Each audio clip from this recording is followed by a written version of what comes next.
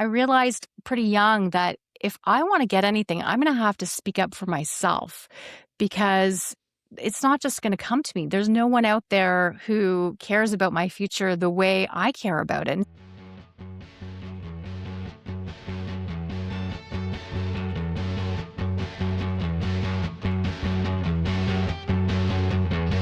Everybody, welcome to the Book Leads Impactful Books for Life and Leadership. I'm your series host and leadership performance coach, John Jaramillo. This podcast series is about getting to the books that have impacted the lives of the people in my network. So these are great leads I'll be having conversations with on the books that have impacted them the most, made the most difference in their life, whether they're the author or not, whether it's their work in their professional life, in their personal life, all those worlds intersect. And my guest today is Lisa Bragg, and Lisa helps organizations solve an expensive problem. When your best people can't articulate their value, competitors win. As author of Bragging Rights and a former broadcast journalist, Lisa knows both sides of the visibility equation. She used to decide who got airtime and who stayed unknown. That experience taught her something crucial: the best don't win, the visible do. Her research across 23 countries confirms what executive teams already suspect. 85% of professionals struggle to communicate their value.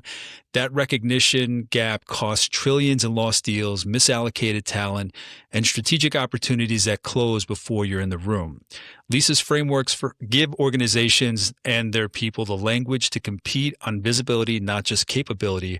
Her clients include BMO, Salesforce, ServiceNow, GE, Vernova, and 50 plus other organizations where invisible expertise means lost competitive advantage. And I was lucky enough to be introduced to Lisa by Bruce Mayhew, who I had on this series 2 times. One time in September 2025, just last year in episode 155. And then more recently, he joined me on the episode that launched this particular season in episode 164, where we covered his new book, Path of an Inspired Leader, Inspire Greatness, Lead with Integrity, and Build a Loyal Team Culture. I'm grateful that I met Bruce through this podcast, who then introduced me to Lisa. I love that connection keeps going of great quality people that are doing amazing work. So Lisa, thank you so much for being here. Oh, thank you for all of that. I'm glad I could hold up Bruce's book. I had it handy just in case, because the more we share other people's work, the more it comes back to us, and just great friends in the author world. So yeah, thanks Bruce for introducing us, because I'm really looking forward to this conversation after listening to a few of your episodes too. So thanks for having me. I appreciate that so much. I appreciate that. It is amazing, if you could just speak to that. It's amazing how maybe most of us were coming up through school, maybe our career, and maybe out of fear, we held back resources. I don't think I was like that, but I kind of held back the ability to help others, or didn't realize how much I could help others amplify their message. And you and I have spoken about this even before hitting record, about helping each other, that author community, and what you just shared about what you put out there, what you share comes back to you. What is, random question, I know, but what is your journey with that? When did you realize that the power that we all have by genuinely supporting and just getting the word out there, and that there's nothing maybe lost? It doesn't come from fear, but we share out of an abundance that we now have. You know, I think it a lot comes down to, and it was easier for a little while because there was much more of an abundance time. And I think we're heading into a little bit more of a scarcity mindset where what's mine is mine and I don't want to share because I'm afraid AI, the algorithm, or something else, or money is going to go somewhere else. But I truly believe the more we amplify good voices, the more will come back to us. It's the spotlight effect. When I shine a spotlight on you, you're going to shine it back on me. Or people are going to say, hey, that's a peer to Lisa, or that's somebody else she should know. And then our circles just become it becomes bigger. And then there's more pie for all of us when we do those kind of things. And so I truly believe that when I see someone else's genius, like Bruce's or yours, and if I can amplify it, somewhere along the line, it's going to connect. You know, it's really all that 7 degrees of Kevin Bacon, right? It comes back to us. We all know each other in such a short distance. It's not even that now because we have LinkedIn, and AI showing us actually how close we are. And so when we can actually tell people we are close, when we can show the brilliance in others, it does come back to us. I firmly believe that. I think it just amplifies. And you know what? You never know what opportunity is going to come to you because you've amplified someone else. Do you remember a particular moment, maybe situation or phase of your life where that kind of sunk in, that ability, that switch from what is typically our default programming of fear or just uncertainty about what we can provide to it becoming really a proactive attitude or approach to your network and your community?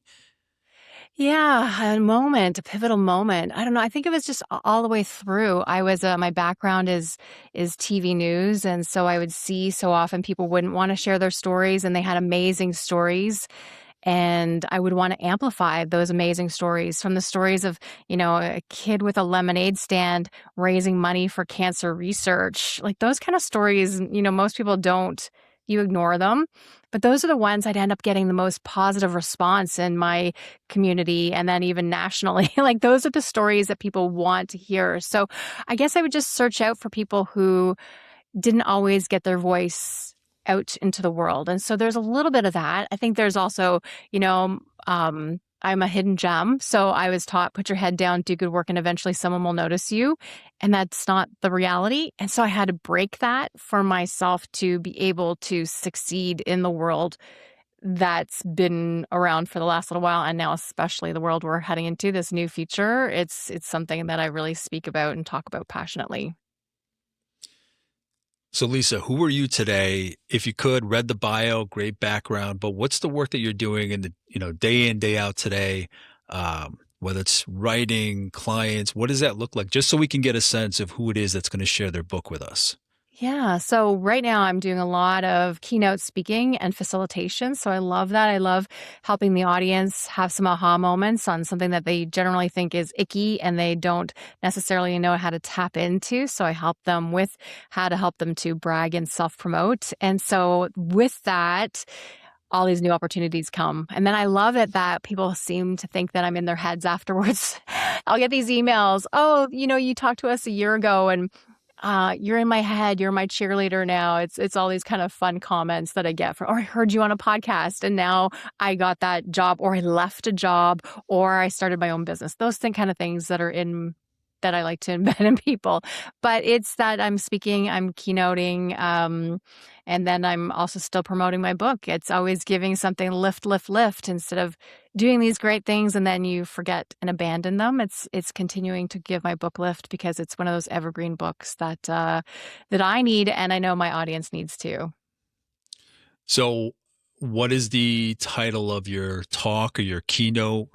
Is it just the title of the book, or is it something more drawn in? And Yeah, so I have a couple different talks that I'm using right now, but one of them is, so yes, obviously the book, because every team needs to be able to articulate their successes at the individual, at the team, and at the corporate level so that everyone can get more opportunities. So that's a big thing.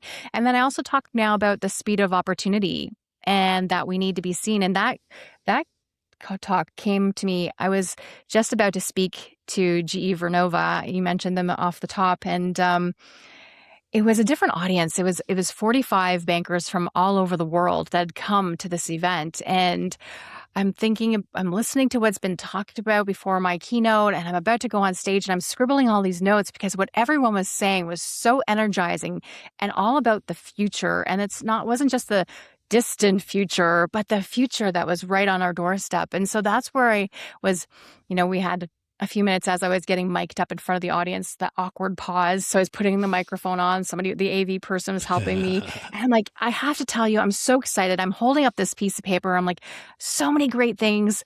So I was vamping, but I was also like, this speed of opportunity is what's coming out. And I saw the audience, these were 45 initially very stoic, very proper bankers, like senior bankers from the top banks all over the world.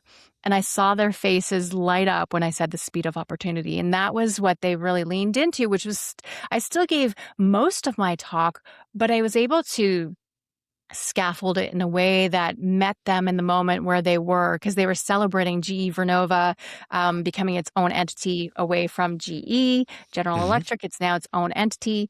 And so they were so excited to be there. But how did a speaker, Lisa Bragg, speaking about bragging rights, really fit in? And it was a speed of opportunity that really resonated. And that's now one of my keynotes that people resonate, because we have to be seen. We have to be on in people's mental Rolodex before we even know about the opportunity, right? So that's where, for us, I'm going to go back to Bruce again.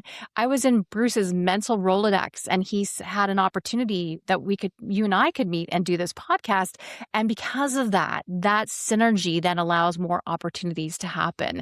And when I help my clients to be ready at the speed of opportunity, it means that when these things come around, even before you know that there's an opportunity, you're top of mind. You're in somebody's mental Rolodex. How did you look at opportunity before this dynamic?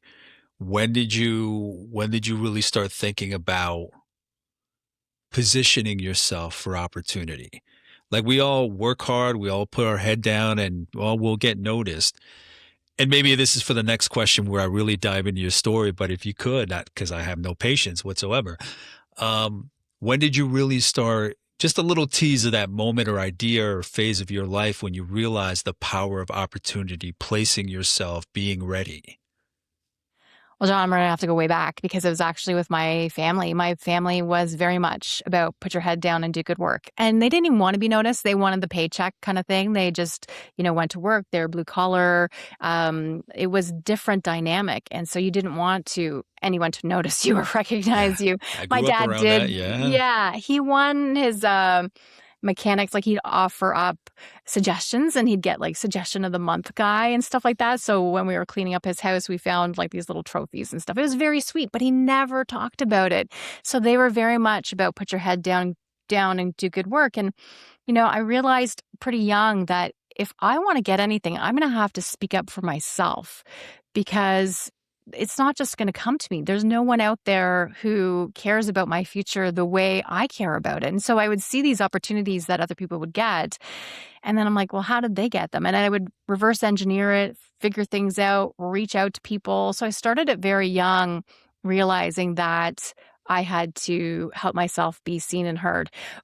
But I am trained and conditioned to be a hidden gem. So it's an ongoing thing for me to think, how do I make sure I don't fall into that? Put your head down, do good work. Eventually someone will find your book or find you on my tiny piece of the internet. Like, how is that ever going to happen? And so I am my book, and I'm constantly coming back to it as a practice to make sure that I'm not a hidden gem waiting to be seen and be heard. So yeah, we can go way back with that. Oh, yeah, yeah, yeah. Thank you for indulging me.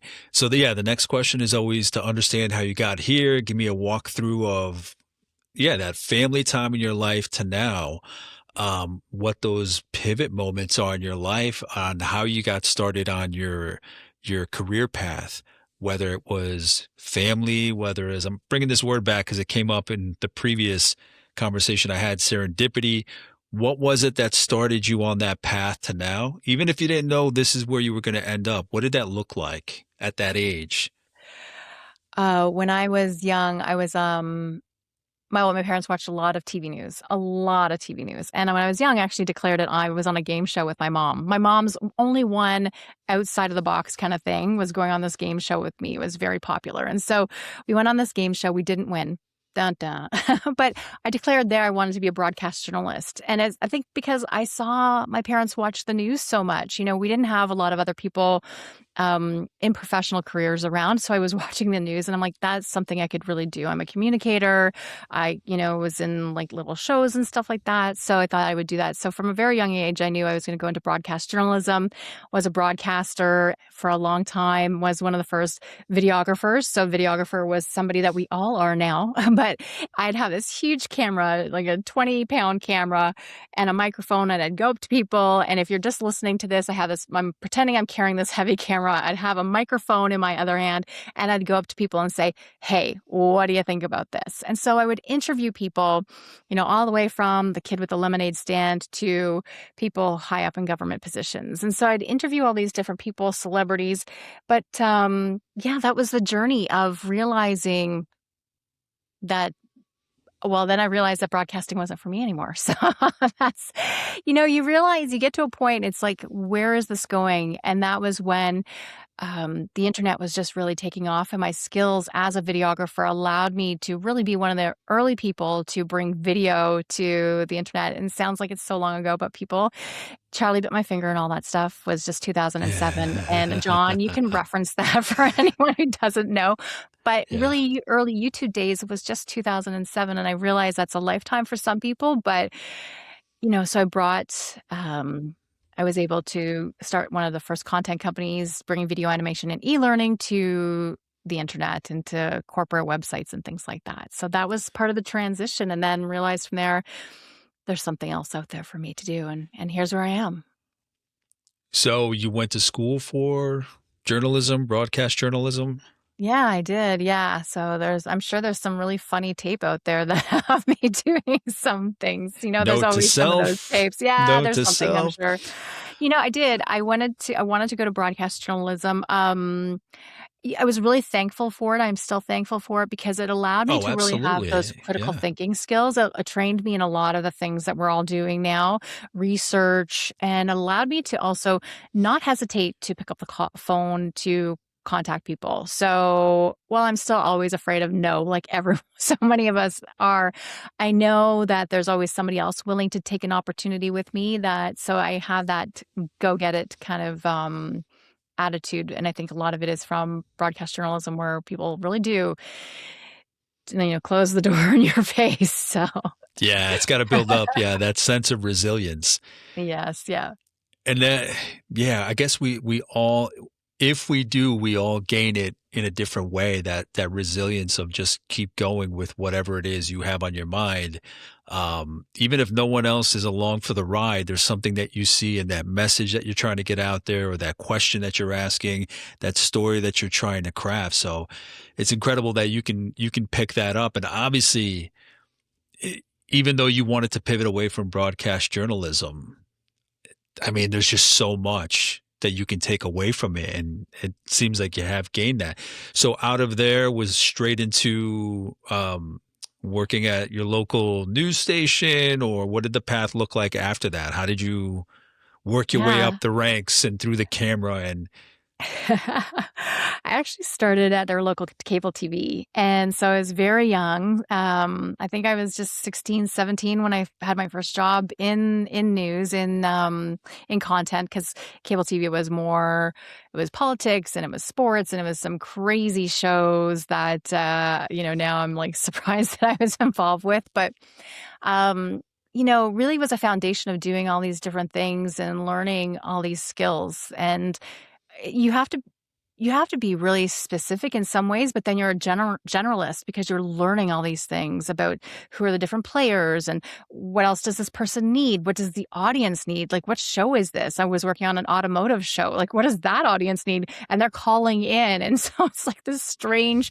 show. I think there'd be parodies, not quite Wayne's World, but, like that kind of thing going on in the world. So in my little world. So yeah, I went and worked in cable TV as I was in high school. And then in university, I worked in some different media outlets, and then got my job right out of school. So in a little town, drove, filled my car with all my possessions, drove up to the middle of nowhere and didn't know anyone, and had a blast. And within 2 weeks, I was anchoring the news because somebody called in sick. So it's like one of those things you just say yes. Yes, and to everything. I did do the weather a few times. Do not hire me to do the weather. It was a very snowy place, and especially in Canada. all I could stay for like about 3 minutes was there's going to be snow. I had nothing to say. It was pretty sad. So I go upstairs after doing the weather, and the phone's ringing off. And in a newsroom, the phone can't ring. You have to pick up the phone. So I picked up the phone. And the person on the phone said, Oh my goodness, you can never put that woman on. And I was so young, but you can never put her on the weather again. That was the worst. Oh, And really? I'm like, That was it you? was her first time. And they're like, you could tell. I'm like, okay, well, thank you for your call. We'll tell her. I was like, oh my goodness. You're like, yeah, she sucked, right? She sucked and she knows it, but she wasn't, because Yeah. it would just come up and it was like feeling all the emotions of really bombing publicly. And, it was a small station still, but the audience is tuning in.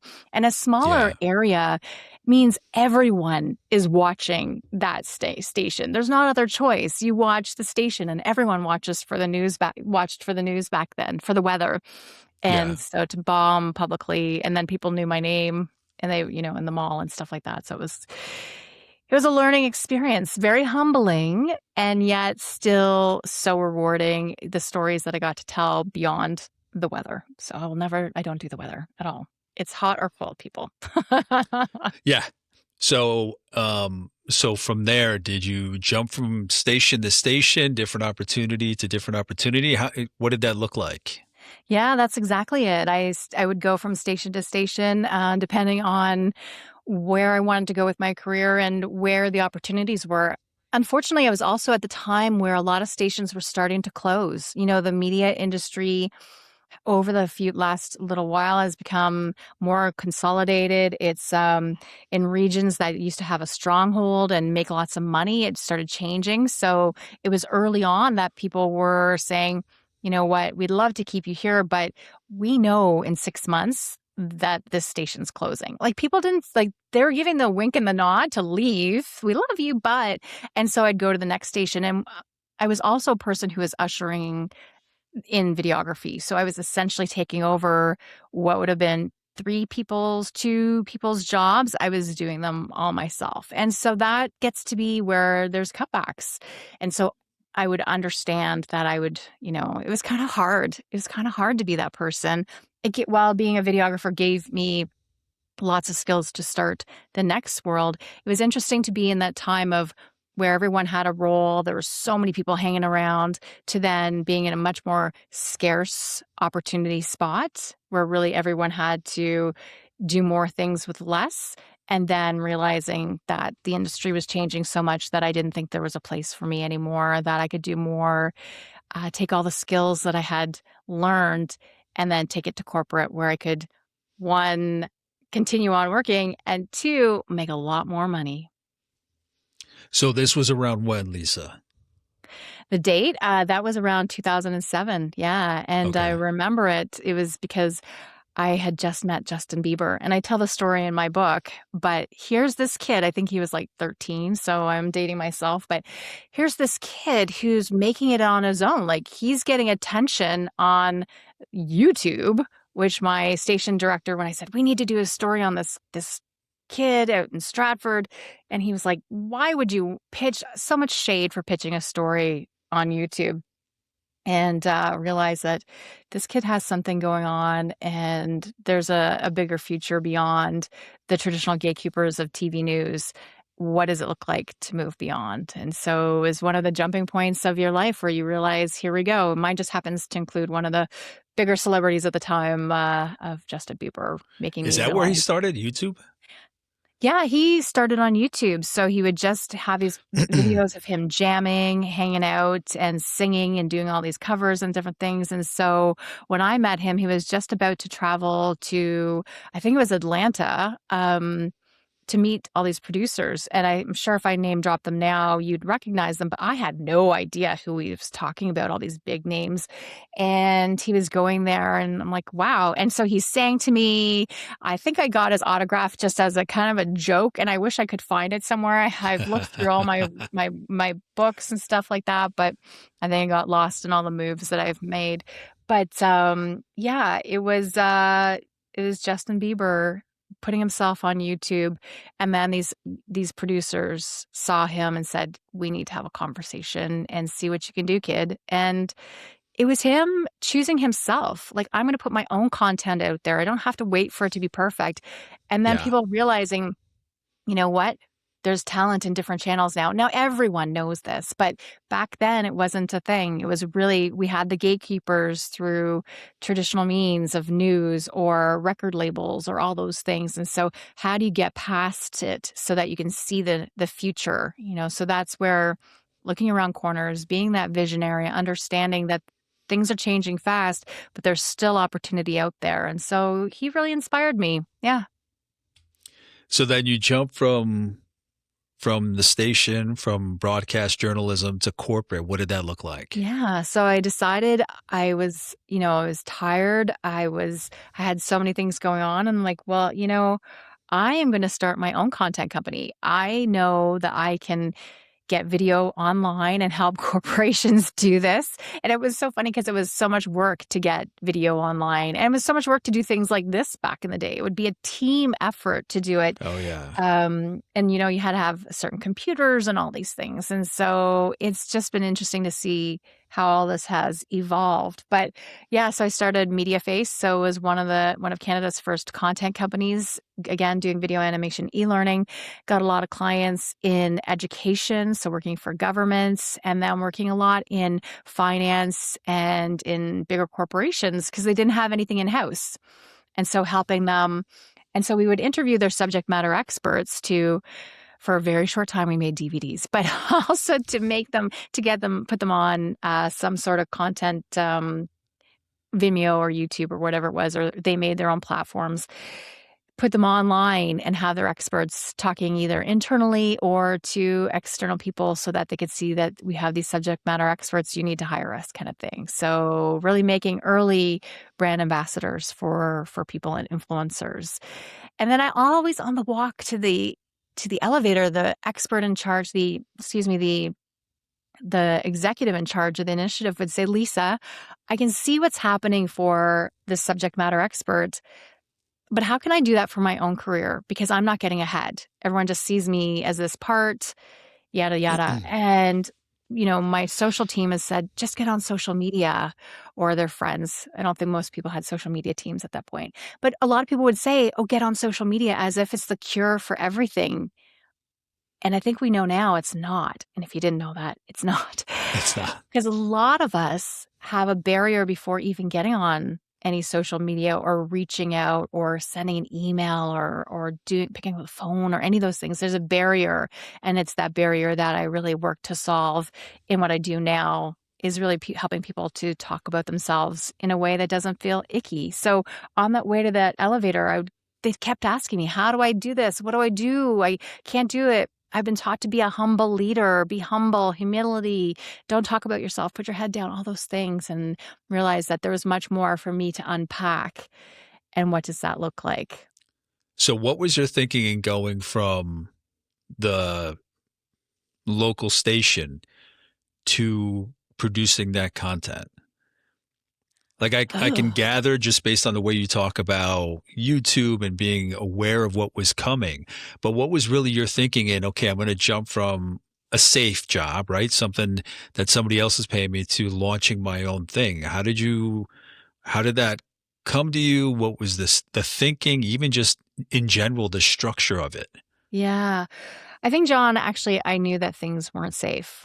So I think that's where I'm actually really, again, on the cusp of things because things aren't safe again, right? We're in this new era with AI and things with AI changing so fast. So I think I realized then with news changing so quickly and that so many safe jobs were going to be changed even during, the 2007 to 2026, like things are going to really change with all this technology coming into our lives and being, at our fingertips. And what does that look like as we really all moved into much more of the knowledge economy from, the other when we were much more in, just the infrastructure and all those things. So now we're in this new economy and now we're in another economy. So, everything is changing so fast. So I think I was just looking to make sure that I bet on myself. TV news stations I could keep employed. I interviewed for a few places and I'm like, I don't think I want to do that. I don't think I want to follow the pack and do the same things over and over again. I think I really want to try something new and bet on myself and see what's going to happen. Because you know what, John, we can always go back. There's always something that we could do from our own old lives. Somebody's going to bring us back into it. But I thought I'm going to bet on myself and see where this goes. So far I've liked the adventure for sure. So then, can you walk me through the launch of your company, right up into the book, and then we can talk about the book in a couple minutes. But yeah, just kind of your journey from when you launched your company to now. It was me in my spare room basement kind of thing. I It love was those really, stories. yeah, it was by myself trying to figure it out. And so many nights where I'd be uploading a video and the computer would crash. When I went to the Apple store, they didn't sell me the right computer. They didn't understand what I was really trying to do. So it didn't have enough power behind it to get video up online, even though I compressed it and compressed it and compressed it. You'd wake up in the morning and this video wouldn't have been loaded. And so things like that. It was such a learning experience of the challenges of technology and of, figuring out my clients, who am I best suited for and what can I do to help them that they're going to bring me back. And I was really Yeah. fortunate because of my research background, because of my journalism, that I could understand the clients quickly and their needs. So I kept getting contracts. I kept getting I'm really good at writing proposals, especially back in the day where they were often 85 pages that I'd submit to say why my little company was the best to get this body of work. So I would write proposals and do the work. I was doing almost What made everything you by so good at myself. writing proposals? It's the journalism, I think, again. I would just write, I'd read what they would want. I'd, read between the lines. I would look at it again. And these were $1 million contracts that I started landing. So I also did something that a lot of people don't do. I asked for feedback when I didn't win. And so they were shocked. They offered it, but most people didn't take it on because like, oh, I didn't win. Goodbye. I'm on to the next thing.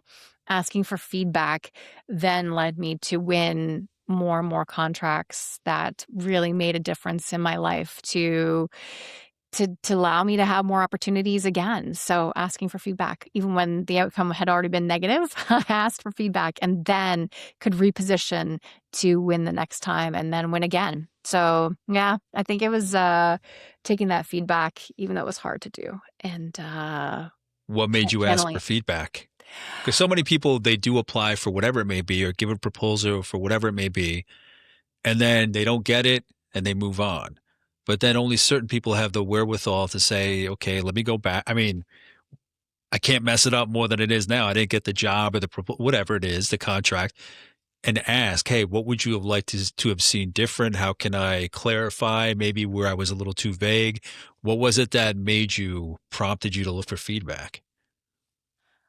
It was exactly that. I had those burning questions that you just articulated. I wanted to know. I wanted to know too. Were we like so far off the mark that or we were just a little bit? And when I found out we were just a little bit, I even leaned in more. I went in not with a defensive stance, so I think that really helped too. I went in with really an open abundance stance, understanding that yes, the other company had already done the work, they'd done other things. I got it, but I wanted to know how I could compete with them. So, what does the playing field look like if I've never played there before? And so that's where I would ask the questions to make sure that I could see the ways that my company could enter the playing field without maligning anyone and knowing that I could get in there and play at a higher level game. And so I think that's some of it I kept all the way through. Well, what are they doing? Where does my company, how are we different in that how we play the game? But what does a client really need? And leaning in definitely to what they're saying, but then also again, reading between the lines of what they're saying, between the gap of everything. Yes, this company had this. What we really said what we needed was this. They're kind of the closest to it. But then there was that sweet spot that if I could figure out that sweet spot between, that's when the next proposal, I could really hone in on the language, the thinking, the skills that they need and drive that home. So instead of the other company still way out here saying, this is the way we've always done it. And the corporation saying, okay, they know the way we've always done it. I found then when I actually talked to the corporation what they actually needed and then honed in on that. And that's where I really gained some success. Thank you for the question, because that was really a lot of remembering that for me. So I appreciate that one. Hey, I mean, that's where you learn all your lessons. So I'm always curious. That's why I have this question. Like, I want to hear about your path to now. Like, we all have our LinkedIn and, it's branded and we're telling the story, but even that is limited. I'm curious how this person got to this point. So that's why I get nosy and ask all these little follow-up questions about, why did you make that decision? Why did you make this call? Why did you step away? What was that moment like? So is your company, is that company still operating? What's the lead up to the book? Yeah, so that company is still operating. I am not in it day to day anymore. I'm just there as an advisor. I just realized that I didn't want to continue on doing that. I think that was part of the broadcast journalism thing. I would be able to move, I would be able to try something new.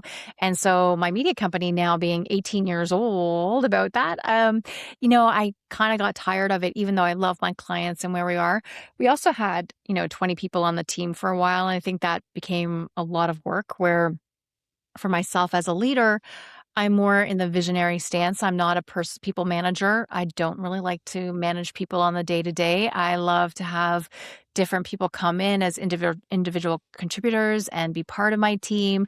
But to manage 20 people, it gets to be, and we had a professional manager come in, but it gets to be a little bit different. So I really wanted to take it into a different direction. And so that changing how that company ran allowed me to then start developing the book and think about, where do I want to go next? Again, being my own brand and being who I want to be. I got lost for a long time being media face. I would go out and talk, and I was always about my company, and I didn't know where I started and where my company started. And I think if you're a leader listening and you work for a large organization, you might understand that too. It's like, well, I'm the VP, but where do you start and where does your VP start? And when you lose that title, then what? And so I went through this whole thing of, because we had some struggles as a small business. And I'm like, well, who am I? Where am I going next? Is my suitcase or my backpack ready to go with the next thing if something happens? What am I doing? And so I went through all of that. And I think that really helped me and helped to inform my hidden gem status, hiding behind my title. Where do I want to go next? And how can I really be of service to the audiences that I know need help? So I think I got Yeah, I'm where you wanted curious. to go. What's that? I think I got you to where you wanted to go next. I'm not sure. Yeah, I think so. I think you did, but I still have one more question. I'm curious, how do you think people in general, because I mean, we can't speak for everybody. Everybody's so different. But when it comes to you saying, I didn't know where I began and my title ended, but then we're in this kind of moment where people are bringing more of who they are into their leadership. I think for me, just based on what I hear, it just seems like it's your drive to create the story, get it out there, tell it. And in general, I mean, because you were with your company for a long time, but it's almost like the story was set, it was carrying itself, and then you were kind of on to, okay, what's that next story? Is the way that I'm reading it. Yeah, I think, it's in a place where it doesn't need me to take care of it day by day. It's running in a way that other people can pick up the thread. We're not actively out there racing around for clients. We have the people that we want to work for. And so it's doing its thing that way. Some days I do think, okay, wouldn't it be easier just to go back and be full force into that business? But I love what I'm doing now, because it's that, it's that S curve. We kind of do something, we become a master of it. We don't know what we're doing again. We take the next leap and we're jumping off to something else. And all of a sudden, we're always iterating and trying new things. And I think that's what I really was craving is Hmm. starting up something new and being, it's just a different vibe. I didn't want it to end, because it was still, of service. It was still making money. It's been helpful to have that going, but I just didn't want to be in it but I didn't want it to die. And I didn't want to sell it too, because we had lots of people interested in selling and buying it.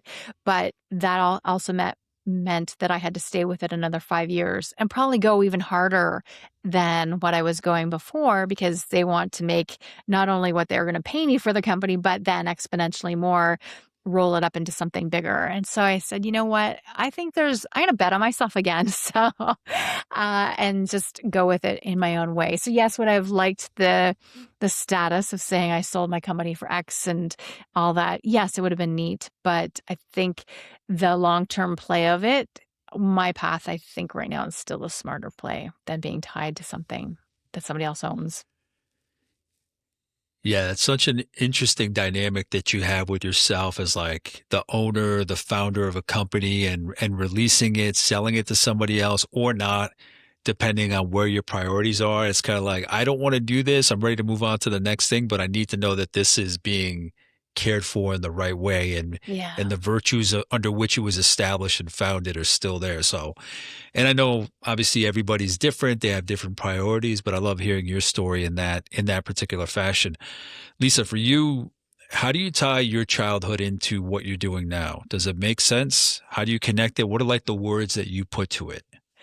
Oh, it absolutely makes sense. I think I mentioned already that, my family, blue collar workers, not in the realm of any of these things. And so having to make my own contacts, having to tell my own story, having to make sure that I'm in the rooms that I need to be in, or that other people who are in those rooms, they're telling them that I should be in the room. Having that amplification, having those brand ambassadors really matter. So, I was really taught, be a good girl, just don't make any waves, put your head down, do good work. Eventually someone will notice you. Don't worry about it. So being very passive, I was also taught, and I leaned into it really hard, is, being a perfectionist, get that 99%, A plus plus, like get those marks and everything will take care of it. So I was really indoctrinated into that whole experience of, I call it good girl syndrome, but I know guys have it too. So, but it's really that you have to excel at school. And you know what? We know the rules of the game when you're in, sixth grade. Like, the teacher tells you, here's how you get the mark. It's much more expected. You know how things work. When you go into the world of work, it's a totally different thing. And so a Mhm. lot of us aren't able to translate, but you told me to do this, and I've done those things, but why am I not getting the promotion? So, I don't know. Were you one of those good boys to put your head down, do good work, and eventually someone will notice you? Were you taught that too? Um, I mean, in school, it was kind of my parents come from a different country. English wasn't their first language, so I was doing all of it by myself. Uh, since they came from a different country, there was more on the line, not, this is just my story, not taken away from anybody else's. So there was like that pressure to, they wanted to make sure that I was, they never said this, but it's like, if we're coming to this country working hard, like you need to work hard too. Yeah.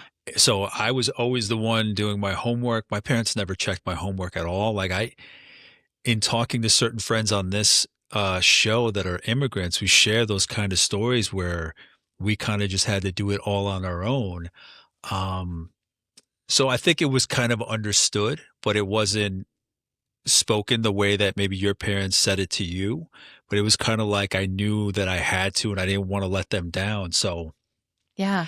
there's a And lot of that's that pressure there. Yeah. Yeah, and that's in my work too. What I found with my research is that the intersectionality of it too, where different cultures, different socioeconomic backgrounds, you stay in line because you don't want to get out of line because you're going to get in trouble if you get out of line, right? So you do the things that Oh yeah. yeah, you do Yeah. the Like, things so you don't get whatever it is. yes, exactly. I fall in that category where in school had my friends and they're like, dicking around and like being spoken to by the teacher. And I was always like the best student out of them. Yeah, Well, because I was scared of my dad. yeah, yep, He's, I don't want you bringing bad marks home. I can't help you, but I don't want you bringing bad marks home. I don't want to hear from your teacher. And they never said this all the time, but it was just kind of like understood. Yeah.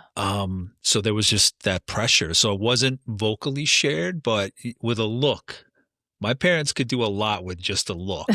Um, so yeah, that was there. But then it's in that same vein, like get the job done, get the job done. So even though they're not saying it, my head is going down. That somebody will notice that I'm working hard, and everybody has their moment of self-discovery, like you or me, different across different industries and whatnot. But you realize, like, that's not always the case.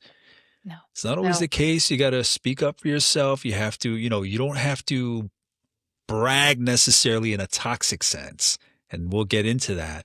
But you do have to demonstrate and plant the seeds in certain ways in the way you carry yourself and what you say to let people know how good you are and that you know you're that good. Yeah. Yeah. Not a You're confrontational, not a speaking yeah. condescending way, but anyway, I'm going to let you speak to that in a little bit because that's your wheelhouse.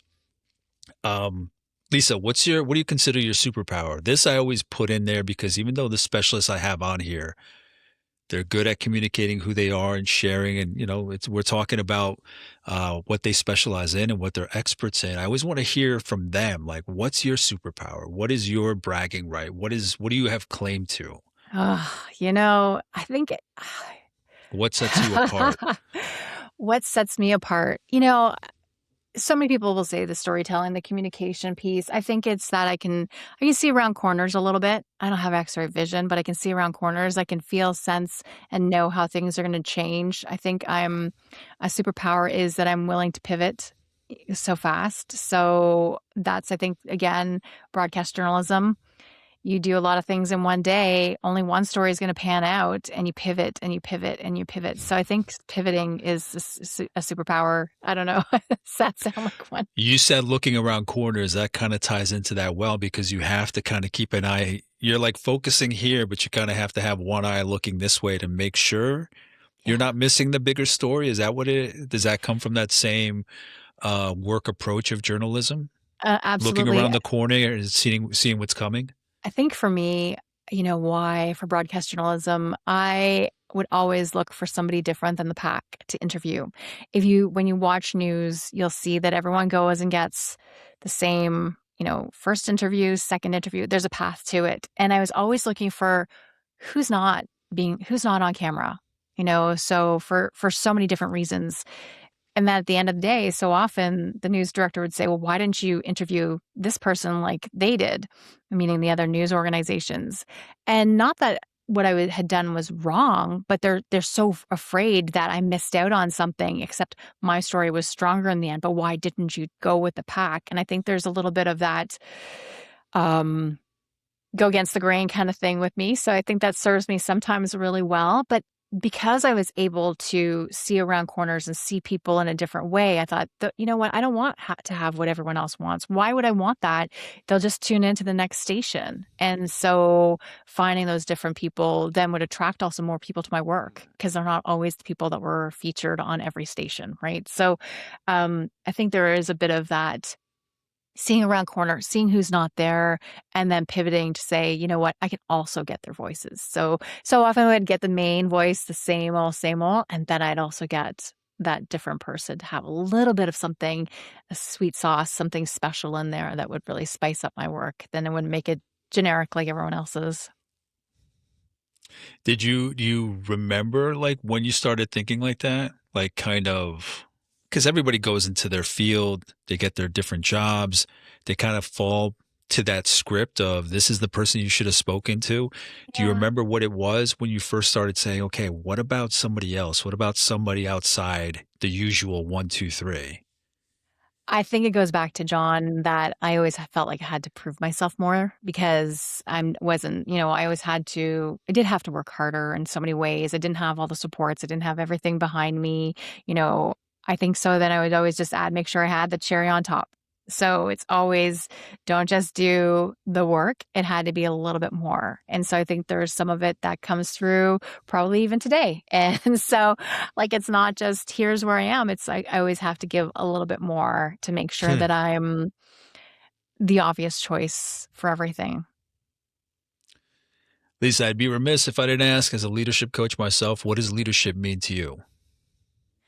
Yeah, and you know what? It's so interesting because I had a challenge with my book with leadership and leaders and what those words mean. So you're taking me back to that because so many people don't want to be called a leader or they don't want to have the mantle of leadership on them. But I think we are all leaders in our own way, and leaders being a leader doesn't necessarily mean you manage people.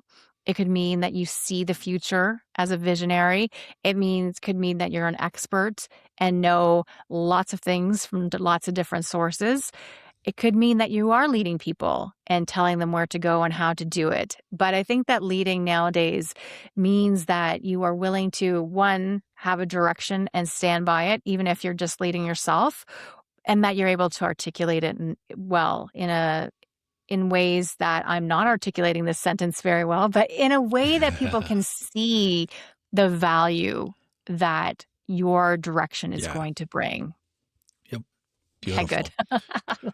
Where am I going with that one? Thanks, No, John. no, no. That was great. Thank you. Now let's dive into your book. Why don't you share with the viewers I think you have a copy of the book nearby, I do. Yeah, thanks. It's bragging and rights, give how to like the talk full, about yeah. go ahead. Say it one more time. I'm sorry. Bragging rights, how to talk about your work using purposeful self-promotion. And we had a really hard time with the subtitle. And some days I'm like, maybe we should have changed it to something else because there's so many words in this that people have an issue with. And so, you want to make sure that when you write a book that they can see themselves with the problem, but also see themselves in the journey to then what's life after reading this book. And so, really it's getting the opportunities you desire and you deserve. That's really what I want for people as they journey through my book is that you're a hidden gem. You've already done the great work.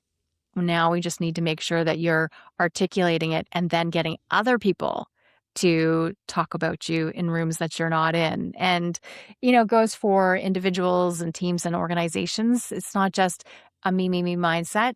It's how, when I talk about my successes, how does it make sure that everyone in my organization then knows, hey, that's the person we need to go to. It's John over there and not this mediocre person, or going to a mediocre company just because they're able to articulate their strengths in a way that your organization isn't. So, had you mentioned that you had written another book, Lisa? Did I hear No, that this is correctly? Or my first. I think okay, I have a okay. field guide in me for what's going on in the world right now, but I just haven't felt the urge. And I had a coach, Pamela Slim, who really challenged me to make sure I give this book lift for a few years because there's so many messages that people need to hear in the long term, and so many of us authors, we're on to the next shiny thing over there, and we're Yeah. gone instead of actually giving something the love and nurturing that it needs. Okay, so for you, where did that book idea start percolating? I mean, so many of us are like, I got to write a book someday. But when did you really get to the point of, okay, I really need to sit down and at least take some notes, write out an outline? When was that moment for you in your journey? Yeah, I think, my book is my commercial PhD. A lot of people they'll go into speaking and then speak, and then write their book, where I have this body of work before. So being in broadcasting and then working with corporations in my media company. And it was in this sort of this transition period of what am I doing that I started saying, well, what is it? All these people keep asking me for advice. They want coaching. They want all this information from me. So what is it? What is it? What are they asking? What is it? How do I solve this? And so it was in this period of discovery that I said, well, I want to do research because is this just like a Lisa Bragg problem, or is this like bigger than me? Like who else has this? Put your head down, do good work, and eventually someone will notice you, or don't brag about it. Who else suffers from this of hidden gem? And so I conducted research in this period and said, okay, what is it? And then I did some group coaching to make sure that the things I had been doing myself could apply to other people. So that wasn't just like me and one. It had to make sure that it applied to a lot of people. So it was a discovery.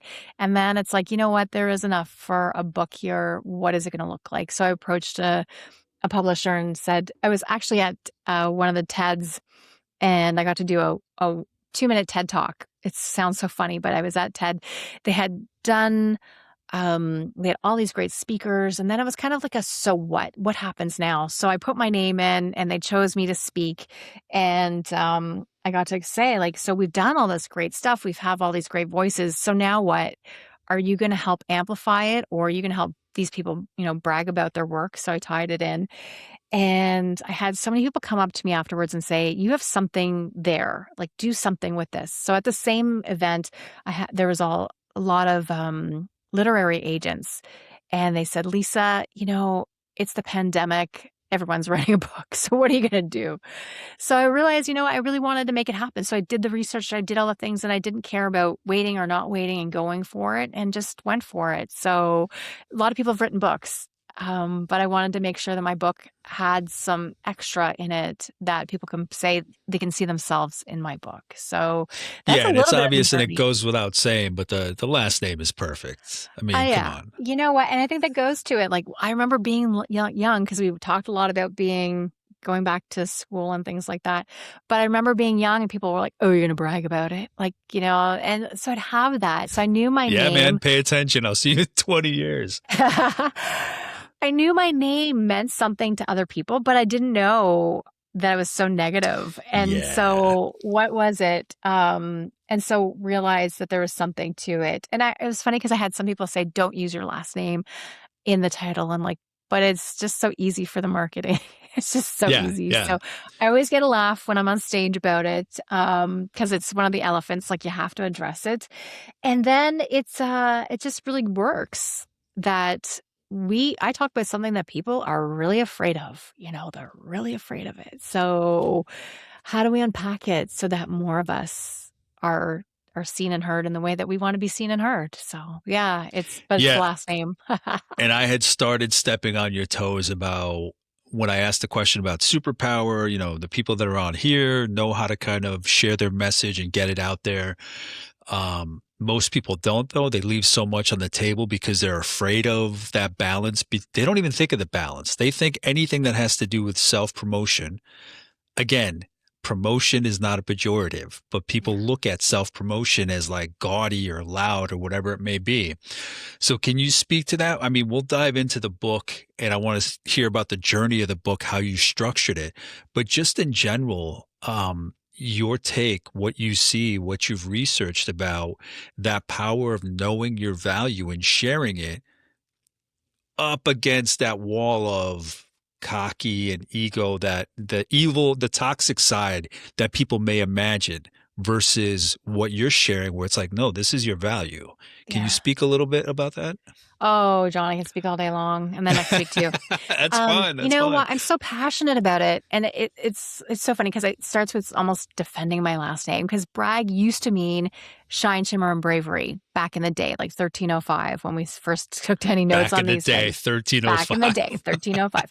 Shine, shimmer, and bravery. And then it was really Yeah. much more in the industrial era. Put your head down, do good work, and eventually someone will notice you. When we moved from farms to factories, that you just wanted to be a cog in the machine, right? But I think now what we're so afraid of isn't bragging, which means to talk about one's success with pride. And my reframe is pride also means justified self-love. The challenge is that we're so afraid of self-aggrandizement. And back in my broadcast days, that would have been a $5 word. It's a mouthful. $50 now, right? 100 maybe. Yeah. So self-aggrandizement, that's that puffery, that ickiness, that I'm better than you. Let me go stand beside my yacht when I came here in the dinghy, like that's what we feel. And so many of us are so worried about, am I going to look like that guy? Like when I Mm. talk about my successes. And we've also been trained so much that, hey, John, there's no I in team. Right. But then there's I in credit. There's I in initiative. There's I in innovative. Like there's so many I words that we have to change our mindset on this. So Yeah, it's taking people on a journey of language to let them say, "Oh, yeah, you know what? I get that." It's not about me, though. It's really about when I talk about this work, it's how I am of service. And so that's where we take it away from ego to clarity. And so if we're feeling like it's all ego based, let's just be clear. And that's like the biggest shift. It's not about your ego, it's about clarity. And if we're feeling like it's too much, then we can do something that I call braggitude. I didn't make that up, but researchers did. And it's like, I'm going to talk about my successes and I'm also going to thank people. I'm excited to be on this podcast and share my knowledge, but I'm also really thankful to Bruce for nominating me and telling you about me, right? Like something simple like that, which doesn't sound like a brag at all. But some people who might hear me on a podcast say, well, there she is again on another podcast. Who does she think she is? Right? That kind of thing. But when you give a thank you to it, it's like, oh, isn't she sweet or isn't she kind to include somebody else in the journey? We love you, Bruce. We love you, Bruce. Yeah. No, that's beautiful. That's that kind of wall, that separation between, yeah, getting that value out there versus avoiding that self-aggrandizement. You Is that the got word? it. That's the word. Uh, now it's worth $75. There you go. Okay, so Lisa, if you could, how did you have your idea for the book? People are coming to you with, how do I promote myself or get myself out there, convey my value? So for you in doing your research, how do you decide how to set up the book? And after you kind of give the overview, the journey, if you could give a couple examples of chapter titles just to kind of show that progression through your message, that'd be great. Yeah, so really it's divided into three-ish. So the first part is really why we are the way we are, the psychology, the sociology behind why a lot of us don't feel like we should talk about our successes and what holds us back from being seen and being heard. So I talk about that. I go back in history because one of the biggest objections I get, well, Lisa, my grandparents didn't have to brag and self-promote. Why do I have to now? And so helping them with the progression of like, yeah, because we were all living with our kin on farms. So they knew, right? And now then we are in factories. And so that we were socialized a certain way, but now we're in this new era that we're in another new era, right? So we have to be the people that talk about our own successes. So it started off with here's why we are the way we are. And then here's really what we can do about it. And here's how to brag and self promote in a way that's not icky. And icky was the word that kept coming up again and again in my research. And my research includes more than 400 people across 23 different countries. So why is this a global thing? And why do we feel like this? And then what do we do about it with the tools that we have so we don't feel icky about it? Icky. Yeah, that's the other word that would have come to mind if I had kept talking. That word definitely would have come out. So then you lay that foundation. Then where do you go from there? Where do you take the reader? Yeah. So the book, but I have each chapter has what we need to think about. And then I ask them to consider and to share. I think it's really important as a reader that you actually take some time for self-reflection. And so we reflect on what I've just talked about. How does it actually apply to them? Then how do we share this work? Because when we share it, then we internalize it. We have these conversations that maybe give us those aha moments. So that's really a big piece of it. And then we don't just let it die and languish, right? I just didn't want my book to be one of those things. So I set it up with that at every chapter has that behind it. It ends with that in every chapter. But you bring me back to think about how did I really structure all of it? But it was reclaim that you have the strength that you have bragging rights, and then how do we make sure that it's articulated beyond all of us? So some of the titles are A Case for Bragging, A Legacy of Hiding while we are doing that, The Programming, Reality and Myths of Where We Are, and then How to Brag with Purpose, Know That You're Remarkable, Help People Talk About You, Lead Others to Shine. I think that's a big piece of it in chapter 13 where, that's where a lot of leaders pick up the book, not just for the people that they mentor and coach, but also for their immediate teams. They realize that hey, I'm already really good at bragging and self-promotion. It's gotten me this far, but I can't articulate how to do it to somebody else because it just comes innately to me. I'm going to read chapter 13, gather this information so I can then help other people. I can also see why Bob is getting schmoozing so much with me and what he's doing. So I'm being manipulated in all this too. So there's a little bit of that, but it's mostly how do you help those awesome team members to articulate their strengths so that, you keep them, that they feel rewarded, because making sure that you have recognition. Recognition is one of the biggest things for people, often more than money. So when they're recognized, and as a leader, making sure that your teams are recognized in the way that they want to be recognized is critical. So I'm sure you talk about this a lot. And then that you're no longer a hidden gem. So then what happens? The opportunities that you didn't even know about come to you, and that's pure magic. And so that's why the book really does span so many levels of a career, where I want people to keep it not just when they're starting out, but when they are going for a CEO position or that board position, because there's always opportunities. Like, how do I position myself now? How do I think about the future? I talk about a lot. How do you market yourself to the future that you want to have? And so looking back at the red threads, which you're so good at doing, leads you to the future and what pivot you might want to make. I brought up pivot again. Yeah, I love all of that. And I especially love when you share about what leaders can do for other people, Yeah.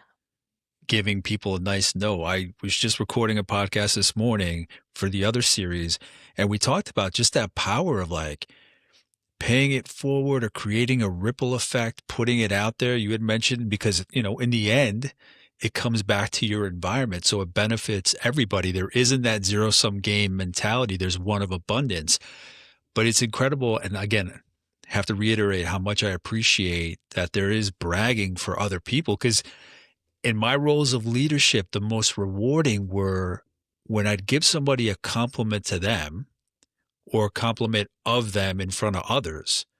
And you just see them kind of like perk up, or like they're just like, thank you so much for that. And they're looking you in the eye so you can tell that you touched a nerve because,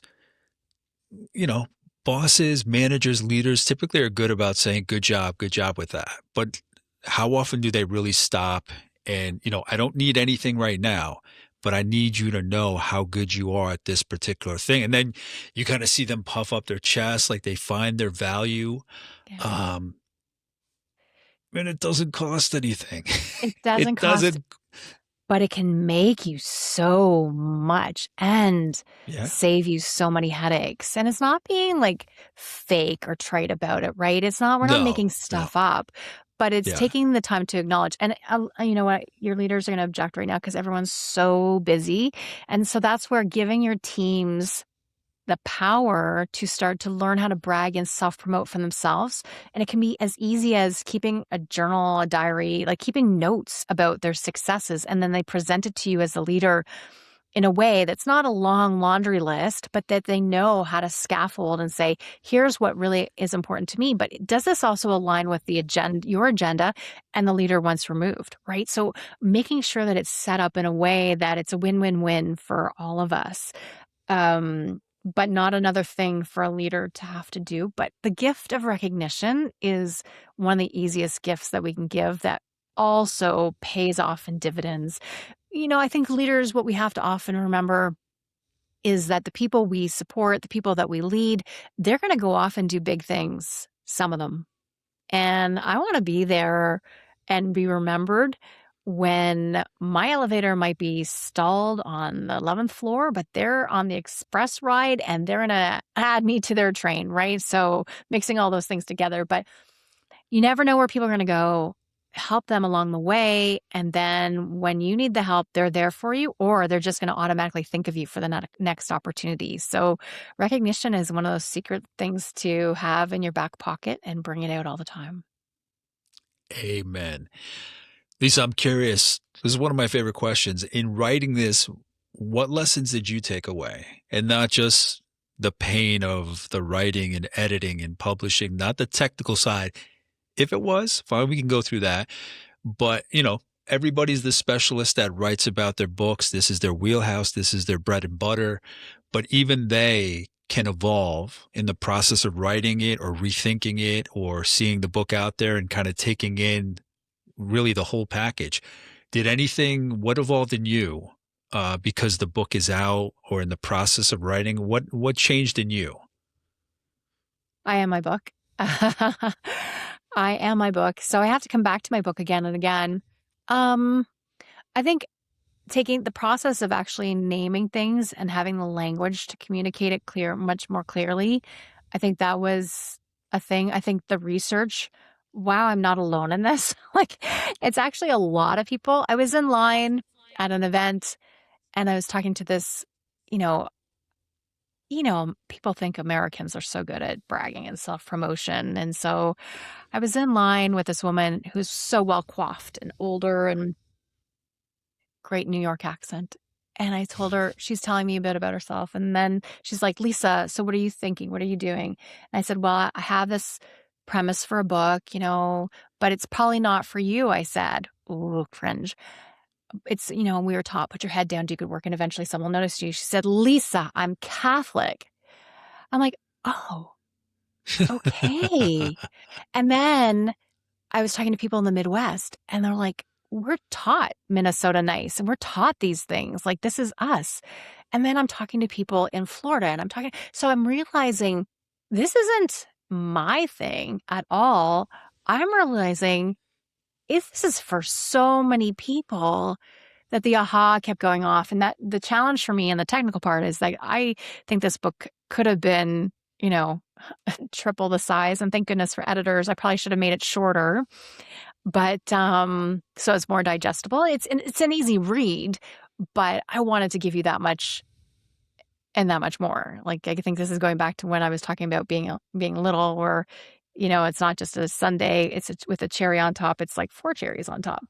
So giving too much, I think, is one of my things, but I realized that it's not just me and that there are so many people who need what I'm thinking about, and it resonates with them, and I need to put this out there more. And so again, that's why I'm giving this book Lift and Love for longer, to make sure that more people see it, and also that I'm not the hidden gem hiding my natural state.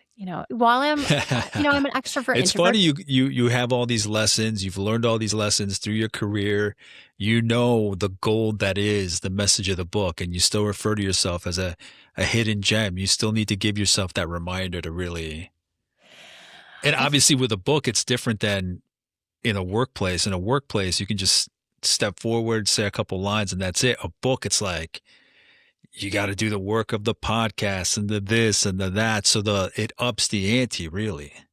You have to do the this and then that. You have to keep putting it out there. And I think it's always a good measure, a good reminder. Like, we are always, good and bad. In the world that we live in now, you're always being assessed on your last thing, right? There's a little bit of that's still like, you can be awesome, but next quarter, are they going to remember that? So you need to make sure that it's front and center and that people know, and it's not being annoying about it, but that you have to keep revisiting.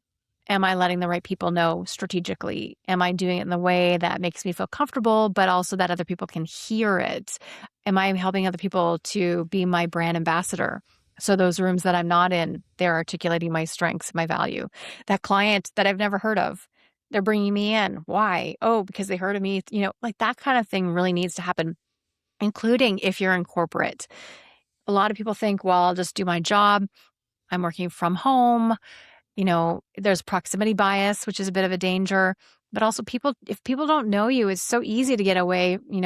Your number 15,025. Like, we don't need number 15,025. We don't know what she does or he does, but we're going to get rid of it because we don't know them.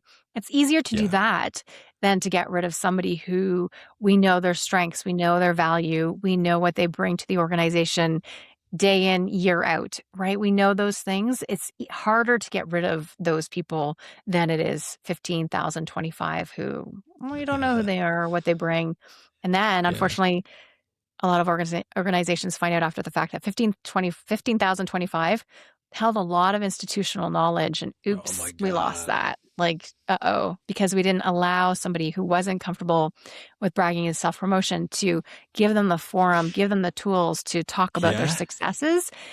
Yeah. Oops, we did it We've seen again. so many organizations bring people in, and I was one of those people where I was really good at interviewing. And then when I got in, I kind of kept my head low. I turned it Mhm. on when I needed to. Oh, I yeah. should have kept it going, but really good at interviewing and then kind of kept it down low. But again, this would play well for leaders who, if you're going to help somebody brag about themselves, you got to pay attention and learn about them, because I've seen so many companies bring people on, not tap into that person, not give acknowledgement at all. Okay, maybe tough times, no raises, no promotions, but not even acknowledging, not even bragging for that person or appreciating that person. Then that person left, and then they realize just how good that person was. So Yeah. that person maybe didn't brag for themselves. The leader maybe didn't brag for them or understand them, but it's just kind of that mutual understanding and acknowledgement is just everything. Yeah. A couple stories with that, but one, a woman came up to me, I was giving a keynote. She had borrowed my book from a library, which I thought was great. It's so fun to hear that. And she said, I just quit my job. And because I went to them with your book, like I went using your tools, and I was trying to brag and self promote, and they wouldn't hear it. They wouldn't listen to me, and they wouldn't acknowledge it. So I realized from that there's really no hope for me at this organization. So I tidied up my CV, my resume, and I took it over to this other big five organization, and I have a huge promotion, and I'm on the next promotion track, and I've only been here a short time. So like that kind of thing happens, and it's when you realize that your organization doesn't want you to have success, that's almost liberating too. But then also when you come in, and to come in, you're a great interviewer, but we also need to make sure that our people come in as a 10. So when we hire people, are we making sure that other people see them as the 10 we thought they were? Or are we diminishing them immediately? Or as the employee, are we diminishing ourselves because we don't want the bar to be set up here? So I'm going to come in as a 5. They saw me as a 10 in the interview, and then I don't have to play as hard. But then to go from a 5 back up to a 10 to get that next level promotion is a lot of work. So we all have to, the employer, the leader has to set the bar. You're a 10 coming in as a 10, and I'm, as the employee, I'm a 10 coming in as a 10, and not have to try to bridge that gap. That's a lot more work than coming in as the 10 you are and then going to that next level. Yeah. It's so often where our teams start to lose that level of being a 10, and you're a 10. You're a 10. Own it. Yeah. Yeah. Yeah. I've spoken about that where people come into jobs and they're playing, sometimes they're maybe because of the organization, the team they want to get into. There are cases where, hey, we just need you to be a 5. Yeah. Like you have all these skills, but we just need just that 5. And it's like they shrink themselves just to fit in that job, and they give up on that opportunity cost of the other person you mentioned. They went to a different company. So Yeah. sometimes something like this can wake you up to, hey, you're not in the right spot. Yeah. You can only promote yourself. You can only brag so much, right? In this particular way. Sometimes, I mean, I've dealt with clients that we did all the work and they're just like, you know what, this place isn't for me. And so many of them went off to like their dream job or something better. Sometimes you're just not in the right place, but Yeah. it falls on everybody to at least examine whether that's the case or not. So Lisa, for true. you, Yeah. I think you had mentioned a field guide. And I think you just went through a couple examples, somebody from New York and the Midwest, Florida. I don't know if there's like, if you are going to do a field guide or other supplemental stories you're going to tell, but what do you think is next for your writing? For my writing, I think there's something short with definitely positioning yourselves with the book as it is now does position you for thinking about the AI and algorithms and things like that. Like I think it's still evergreen that way, but I think people always want that supplemental, and that's something that is definitely going to have to change and be much more organic because we don't know what we don't know at this point in time. What we do know is that you need to be seen and heard. So have your professional brand. People call it personal brand. You can look that up too. I call it professional brand because I'm not talking about showing pictures of your lunch, right? I'm talking about how you show up in the world of work. So making sure that you have a professional brand ready to go, that you know your values, that you're ready to go. Those are fundamentals. But in this strange new land that we're entering into of AI, which is going to be just like us saying internet soon, like really that fast. I might be dating your podcast already by saying it. No, We need I'm to not ancient. I'm not ancient. we need to make sure that we're prepared for this future. And if AI can't serve you up, so before we only had humans to contend with, right? And the internet a little bit, but now we really have AI and humans and the internet. So how do you play in that when we have this new, you know, entity that we've never had before? How do you play the game so that people remember you and that you're at the top of the mental Rolodex, beyond using AI? And then how do you make sure AI chooses you? Like that's a big, big Yeah. thing. So I want to write more about that. That's what I've been thinking about lately. And how do I do it in a way that, prepares people when we don't know what we don't know? Because everyone's an AI expert right now and nobody knows anything at all, except for maybe people behind Claude and the Sam Altman's group, Yeah. right? So they don't know how it's going to play out in the human aspect. I'm watching, I'm learning. I just went to a thing with the godfather of AI, Hinton, and trying to make sure, how do we play in this game? What are people who know saying, thinking, and doing? And how do we make sure that we're set up for success in the near future? That's an entirely different conversation. And I've Entirely spoken to different. so many people that are pros, so many people that are scared. I listen to all of them and they're like, I know, I know. I'm like, no, you don't. Like, whatever you think is going to happen, it's not going to happen. It's going to be something completely different. But in any case, Lisa, just one more question before we wrap up. What books have inspired you, left an impact on you, really stood out, maybe changed Oh, the way or directed the way you look at your work, life, who you are as a yeah. person? Well, I brought a few because I knew you'd ask me that. But like a long time ago, I brought this connected company, and it was really about how do we make sure that like all of the elements of a company are connected beyond the product, beyond the people. There's so many nuggets in that. It sounds so obvious, but this is Dave Gray. It's a pretty old book now that really resonated with me. Um, you'll see all my notes for, if you're watching this, is play bigger. So I have, it's like totally dog-eared and sticky notes, and it's how pirates, dreamers, and innovators create and dominate markets. Play bigger. And I just found so many things that resonated with me inside of that book, where how do you make sure that you are playing and your organization is playing at the higher level? And then also, how are you seeing those pivot moments? How are you seeing around corners so that you can play bigger, that maybe somebody else is playing in your sandbox, but if you just tweaked it a little bit this way, you'd end up with so much more. Gosh, this is coming full circle. I hope you've listened to this whole episode. And then another book that I really love is The Experience Economy. And right now, Joseph Pine just came out with his latest book.